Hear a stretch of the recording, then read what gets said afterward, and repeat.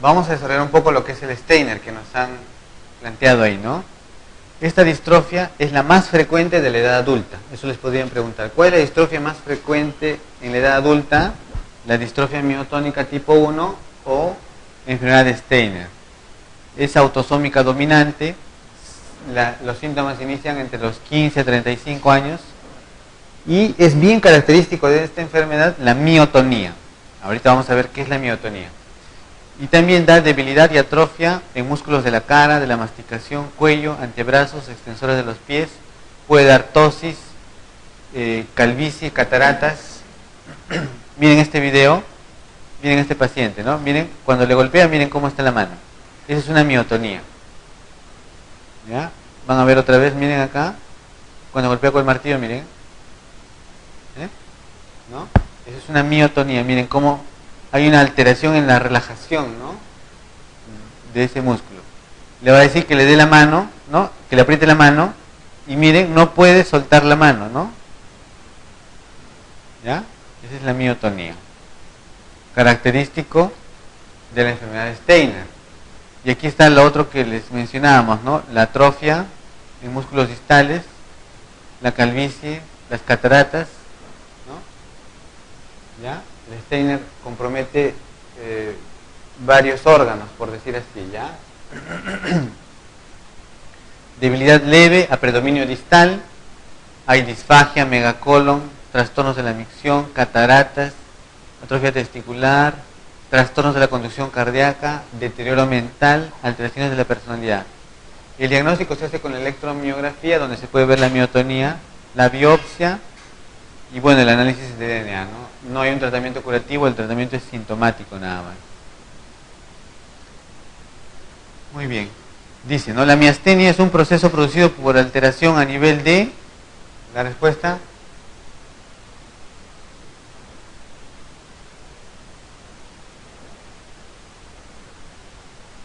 ¿La respuesta? ¿La?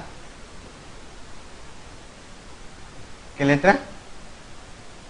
La C, ¿no? La placa motora, ¿no es cierto? Ya, siguiente. En el tratamiento de la miastenia grave, ¿cuál de los siguientes fármacos se usa para hacer un diagnóstico diferencial entre una crisis miasténica por terapia insuficiente y una crisis colinérgica, ¿no? Les repito, la crisis miasténica es porque el paciente no está bien tratado, ¿no? O sea, le falta tratamiento, ¿no? En cambio, la crisis colinérgica es por un exceso de tratamiento. ¿Está bien? Entonces, ¿cuál podríamos usar para diferenciar?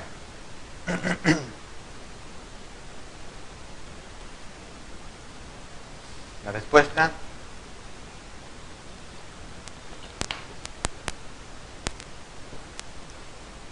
Entonces, ¿qué pasaría si a este paciente le ponemos un poco de hidrofonio? O sea, le hacemos Tensilon.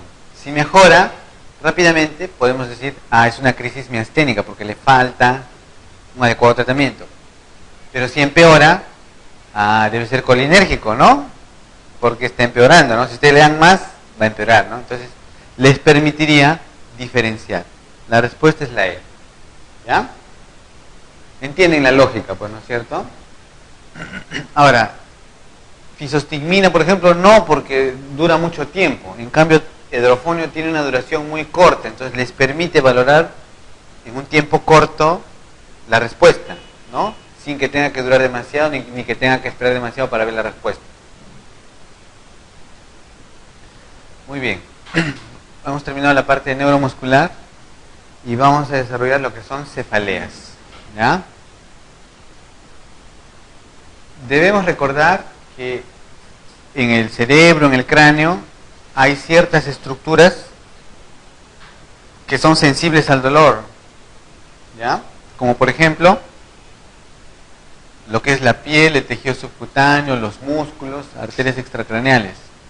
Algunas estructuras delicadas a nivel del ojo, la oreja, el oído, ¿no? Las cavidades nasales, senos paranasales, los senos venosos intracraneales también. Algunas partes de la dura, la arteria meningia media, nervios craneales como el óptico, oculomotor, trigémino, glosofaringio, pero la mayoría del hueso, la mayoría de la piel aracnoides y la dura que está a nivel de la convexidad, así como el parénquima del cerebro, el epéndima y los plexos coideos carecen de sensibilidad, ¿no? O sea, en realidad el cerebro no duele.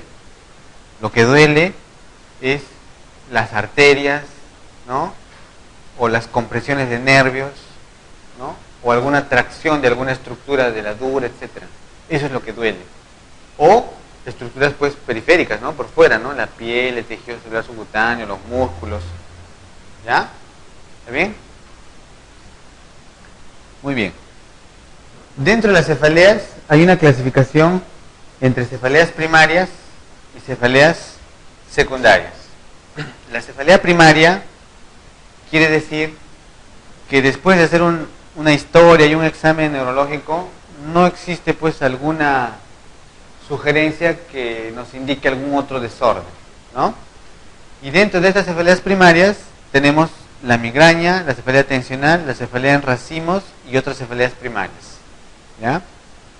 Dentro de las cefaleas secundarias, como su nombre lo dice, secundario a alguna causa, que puede ser, por ejemplo, un trauma craneal, drogas, infección, alteraciones psiquiátricas, neuralgias, etcétera, ¿ya? Entonces son causas secundarias de cefalea. ¿Cuáles son las causas más frecuentes de cefalea? Esto es importante que sepan. Dentro de las cefaleas primarias, la causa más frecuente es tensional. Y después la migraña, ¿ya? Y dentro de las cefaleas secundarias, la causa más frecuente son infecciones sistémicas, ¿no? Ya después son traumas craneales o desórdenes vasculares, tumores, etc. ¿Ya? Entonces, si les preguntan cuál es la causa más frecuente de cefalea primaria, pues es tensional, ¿ya? De lejos. Y en todas las edades. Aquí tenemos una paciente que tiene una cefalea en hemicráneo, ¿no? Dice que cuando le duele no puede ver bien, ¿no? Es una migraña, ¿no? Entonces, la migraña afecta mayormente al sexo femenino, ¿no? Por eso hemos puesto este gráfico para que ustedes puedan recordar. 18% de mujeres y 6% de los hombres. Afecta a un buen número de la población, ¿no? Un 5 a 10%. La incidencia máxima está entre los 15 a 30 años y en muchos casos hay antecedentes familiares, ¿no? Entonces la mamá, la hermana, la tía, etcétera, tienen esos antecedentes, ¿no? Tiene algunas características, pues, que permiten diferenciar la migraña, ¿no? Vamos a ver ahora más adelante las características. ¿Cómo se clasifican las migrañas? Lo que nos han enseñado siempre, si la migraña tiene aura o no tiene aura, ¿no? Sin aura es la migraña común, que es la más frecuente, y con aura es la migraña clásica, que representa más o menos un 20%. Pero dentro de estas migrañas con aura, existen pues aura típica, con o sin cefalea, la migraña hemipléjica y la migraña tipo basilar. Hay síndromes periódicos de la infancia que son comúnmente precursores de migraña. O sea, los niños pueden tener, por ejemplo, vómitos repetidos, ¿no? Vómitos, o dolores abdominales, o vértigo paroxístico. Son formas precursoras de migraña. Existe también la migraña retiniana, la migraña complicada. ¿Qué es la migraña complicada? Cuando, por ejemplo, se asocia a infarto o un estatus migrañoso. Y bueno, migraña probable. El aura. El aura son fenómenos neurológicos focales que pueden ocurrir antes del dolor, de la crisis, o junto con el dolor, junto con la crisis, ¿ya? Normalmente duran más de 5 minutos, ¿no? En alcanzar el máximo de nivel de expresión del aura, pero duran normalmente menos de 1 hora. Y las auras pueden ser visuales, sensitivas, afásicas, rara vez es motora. Y normalmente la cefalea se inicia dentro de la hora determinado el aura, ¿no?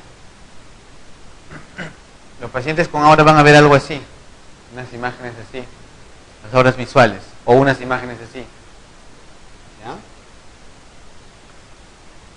Ahora, la migraña El dolor de la migraña es una cefalea en hemicráneo, pero puede ser también toda la cabeza. Normalmente puede latir, algunas veces dicen que punza. La intensidad normalmente es moderada o severa. Empeora con el ejercicio. Si el paciente con migraña ustedes lo hacen correr o que suba escaleras, empeora. Les molesta el ruido, la luz, ¿no? Puede haber síntomas de disfunción vegetativa, náuseas, vómitos, hasta diarrea podría dar. Y la duración va desde 4 horas hasta 72 horas. Si dura más de 72 horas ya estamos en un estatus migrañoso. Entonces ahí tienen, ¿no? Miren, paciente con cefalea, normalmente en el hemicráneo le molesta el ruido, la luz, ¿no? Puede tener vómitos, ahí están las alteraciones visuales, ¿no? Los escotomas, miren cómo empieza, ¿no? Y se va ampliando, ¿no? Puede haber algunas alteraciones ya, digamos, distorsiones, ¿no? ¿Qué lo desencadena? Cambios hormonales, ejercicios, medicamentos, el estrés, el alcohol, algunos alimentos, ¿ya? Y para diagnosticar la migraña, bueno, estos son los criterios diagnósticos, ¿no? 5 ataques que completen estos criterios diagnósticos, ¿no? Que duren de 4 a 72 horas, localización unilateral, que sea pulsátil, moderado a severo dolor, que se agrava por el ejercicio físico, asociado a náuseas o vómitos, fotofobia, sonofobia, y que no se atribuya a otra causa, ¿ya? Y el aura, como hemos estado mencionando, ¿no? Síntomas visuales reversibles, síntomas sensitivos o disfásicos, ¿no? Alteraciones en el habla, ¿ya? Eso también puede ser un aura migrañosa. Bueno, que dure más de 5 minutos o menos de 1 hora, ¿ya? Y que el aura se desarrolle en más de 5 minutos. El estatus migrañoso, como ya les he mencionado, cuando la cefalea dura más de 72 horas, ¿no? Obviamente el paciente puede estar muy mal, ¿no? El infarto migrañoso es bastante raro. Ocurre en los pacientes que tienen migraña con aura. Y es exactamente el aura, pero que dura mucho más tiempo, ¿no? Uno o más de los típicos síntomas de aura que persisten más de 1 hora, ¿no? Y si le hacemos una tomografía, una resonancia, vamos a ver pues el infarto, ¿no? Y obviamente hay que descartar otras causas de infarto, ¿ya? ¿Cuál es el tratamiento de las migrañas? El tratamiento consiste en tratar la crisis o dar un tratamiento profiláctico. Tratar la crisis, después el tratamiento agudo para el dolor. Y el tratamiento profiláctico es para evitar que haya crisis muy frecuentes. Entonces, el tratamiento abortivo, ergotaminas, AINES, los triptanes. Profilaxis cuando la frecuencia es elevada. ¿Y qué se usa? Beta bloqueadores como el propanolol, bloqueadores de canales de calcio como la flunarizina, antidepresivos como la amitriptilina, anticonvulsivantes, el valproato, topiramate, ¿ya? Esos son tratamientos profilácticos. Dentro de los triptanes, ¿cómo actúan estos triptanes? Son agonistas serotoninérgicos. Los triptanes son agonistas serotoninérgicos. Y lo que producen son vasoconstricción directa, inhiben la liberación de péptidos y disminuyen la transmisión de dolor a nivel central. Entonces, ahí está, vasoconstricción directa, producen vasodilatación, ¿ya? En cuanto a la migraña hemipléjica familiar, este es un trastorno autosómico dominante, ¿no? Es una migraña con aura, pero aquí el aura se caracteriza por debilidad, ¿no? Y esta debilidad puede durar más de 1 hora, a diferencia de las otras auras, hasta 24 horas, ¿ya? Y existen pues familiares con este cuadro, ¿no? Los cromosomas relacionados están en el 1 y el 19. En cuanto a la cefalea tensional, es la cefalea primaria, como les repito, más frecuente, ¿no? Un gran porcentaje de la población lo presenta y la localización normalmente es en banda, así como está aquí en el gráfico, a nivel frontal o a nivel occipital, ¿no? Normalmente occipital es lo más frecuente, ¿no? Los pacientes se quejan que les duele el cerebro, dicen, ¿no es cierto? Es de carácter opresivo, a diferencia de la migraña que es pulsátil. puede durar horas o días. Normalmente no hay síntomas de fotofobia, sonofobia, esas cosas. Puede haber quizás un poco de mareo. Pueden ser diarias o ser episódicas, ¿no? Normalmente empeoran a lo largo del día, ¿no? Como es tensional, el paciente pues amanece bien, a lo largo del día con toda la carga emocional, tensional que tiene, va, ¿no?, presentando el dolor de cabeza en el transcurso del día. Puede estar asociado a estrés, depresión. No hay una etiología definida y el tratamiento son AINES, miorelajantes, antidepresivos, ¿no? Ahí tienen, miren, ¿no?, las causas de cefalea tensional, pues, ¿no? Contracturas, ¿no?, dolor si se les aprieta en los músculos, ¿no?, problemas emocionales, laborales, etcétera, ¿no? Todo eso se asocia a la cefalea tensional. La cefalea tensional puede ser episódica o crónica. La episódica puede ser infrecuente o frecuente, ¿no? Y la otra es la cefalea crónica, pues, y probable cefalea tensional. Entonces aquí tienen los criterios diagnósticos, ¿no? Entonces, bueno, yo no creo que pregunten esto, ¿no? Se refiere, por ejemplo, infrecuente, ¿no? Episódica infrecuente, cuando hay 10 episodios que ocurren menos de una vez al mes, ¿ya? O sea, cada mes y medio, cada 2 meses un episodio, ¿no? Eso es infrecuente. Ahora, frecuente, que son 10 episodios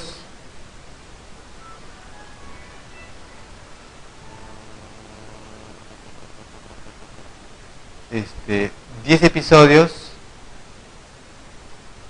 que ocurren más de un día o menos de 15 días al mes, ¿ya? Por al menos 3 meses, ¿no? Las características son iguales a las que ya hemos estado mencionando, ¿no? La cefalea crónica, cuando ocurre más de 15 días al mes, en un promedio de 3 meses, ¿no? La cefalea puede durar horas o ser continua. Muy bien, eso en cuanto a las cefaleas tensionales. El otro grupo de cefaleas primarias, ¿no? Aquí tenemos, ¿no?, la migraña, cefalea tensional y la cefalea en racimos, cluster headache, ¿no?, y otras cefaleas autonómicas. Dentro de este grupo tenemos 3 tipos de cefalea. Uno que es la cefalea en racimos, la hemicrania paroxística y el ZUM. El ZUM son ataques unilaterales de corta duración neuralgiformes con inyección conjuntival y lagrimeo. Estos son los 3 tipos de cefaleas en racimos y otras cefaleas trigeminales autonómicas, ¿no? Ahora, la cefalea en racimos puede ser episódica o crónica, igual que la cefalea tensional. La hemicrania paroxística también, episódica o crónica, ¿ya? Entonces vamos a ir desarrollando algunas de estas características. La cefalea en racimos, en cúmulos o de Horton se llama, ¿ya? Esta es la más frecuente de este grupo. Entonces, la cefalea racemosa es mucho más frecuente en varones, ¿no? Se inicia más o menos hacia los 20 o 35 años. Los ataques mayormente son nocturnos, en la noche.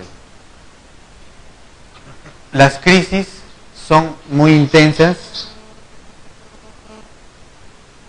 Pueden estar agrupados en periodos de semanas y durante ese periodo, o sea, estos dolores de cabeza ocurren más o menos 1 o 3 veces al día y ocurre, digamos, durante algunas semanas, o sea, durante un periodo. Pasa eso y puede venir después de un tiempo en otro periodo, a eso se refiere, ¿ya? Esos son los racimos, ¿no? Duran 1 a 3 meses, ¿no? Esos son los racimos. Y dentro de cada periodo, dentro de cada racimo, los dolores son de 1 a 3 veces al día, ¿ya? Puede ser crónico, ¿no? Y el examen neurológico es normal. Aquí tienen ustedes un gráfico, ¿no?, de este paciente, ¿no? Los ataques típicamente en la noche. Hay dolor ocular con lagrimeo, enrojecimiento ocular, incluso de la cara. Puede haber rinorrea, ¿no? O sea, síntomas autonómicos, ¿ya? Los dolores duran más o menos entre unos 15 minutos a 3 horas, típicamente nocturnos. Puede haber también miosis, ¿no? Miren cómo está este esta pupila y esta otra pupila, ¿no? Está miótica esta pupila, ¿no? En el día está bien, pero en la noche está pésimo el paciente, ¿no? Entonces, los criterios diagnósticos: dolor unilateral, retroocular, supraorbitario temporal, de gran intensidad, punzante, como un picahielos, dicen, que dura unos 15 a 180 minutos, ¿no? Se acompaña de inyección conjuntival, lagrimeo, congestión nasal, rinorrea, sudoración facial de frente, miosis o tosis palpebral, ansiedad. Puede ocurrir dolores uno cada 2 días o ser tan frecuente como 8 veces al día, ¿no? Y obviamente que no sea por otra causa, ¿no? ¿Cuál es el tratamiento abortivo? Oxígeno, inhalar oxígeno y los triptanes. Ese es el tratamiento. Y el tratamiento profiláctico puede hacerse con metisergide, litio, corticoides, verapamil. ¿Ya? Aquí tienen un cuadro. También se pueden usar corticoides. ¿Ya? Y cuando ya es formas crónicas, estos medicamentos, ¿no? El otro grupo es la hemicrania paroxística. Son ataques también similares a la cefalea en racimos que hemos visto, pero de breve duración, de 2 a 30 minutos, también con síntomas autonómicos, ¿ya? Y los ataques ocurren 5 o más veces al día, y clásicamente esta cefalea responde al tratamiento con indometacina. Eso es bien característico, ¿ya? Entonces eso les podrían preguntar, ¿no? La cefalea que responde al tratamiento con indometacina es hemicrania paroxística, ¿ya? Ahí está, indometacina, ¿no? El SUN. El SUN también es un dolor que tiene más o menos las mismas características. Es bien raro, no es frecuente, este es el más raro de este grupo.